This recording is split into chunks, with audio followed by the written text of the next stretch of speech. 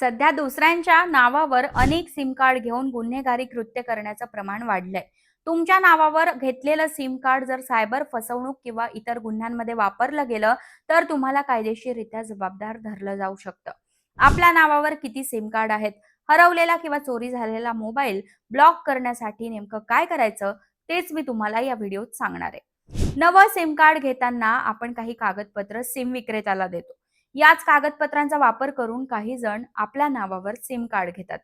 या सिमद्वारे गुन्हेगारी कृत्य करून आपल्याला अडचणीत आणतात. सध्या हा प्रकार वाढत चाललाय. टेलिकम्युनिकेशन कायदा 2023 नुसार तुमच्या नावावरील सिमचा गैरवापर झाला तर तो गुन्हा मानला जातो. तुम्हाला गंभीर शिक्षेला सुद्धा अशा वेळी सामोरं जावं लागू शकतं. म्हणून आधार कार्ड, पॅन कार्ड किंवा इतर महत्त्वाची कागदपत्र कुणालाही देताना ती कशासाठी घेतली जात आहेत याची स्पष्ट कल्पना घ्या. झेरॉक्स प्रतींवर सेल्फ अटेस्टेड करताना ते कागदपत्र देण्याचा हेतू नेमका काय आहे ते स्पष्ट लिहा. अन्यथा तुमच्या नावावर कर्ज किंवा फसवणुकीचे प्रकार सुद्धा घडू शकतात. तुमच्या नावावर किती सिम कार्ड्स आहेत हे तपासण्यासाठी भारत सरकारच्या संचार साथी पोर्टलचा वापर करा. याची वेबसाईट आहे sancharsathi.gov.in.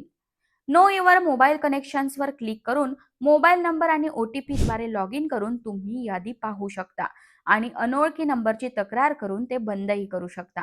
याच भारत सरकारच्या संचार साथी पोर्टलवरून तुम्हाला हरवलेला फोन सुद्धा ब्लॉक करता येतो आणि सायबर गुन्ह्यांची तक्रार सुद्धा इथूनच होते. त्यामुळे हा व्हिडिओ तुमच्या प्रत्येक फॅमिली मेंबरला आणि मित्राला पाठवा आणि सायबर गुन्ह्यांपासून सुरक्षित राहा. आणि अशाच माहितीपूर्ण व्हिडिओसाठी story.com ला सबस्क्राईब करा.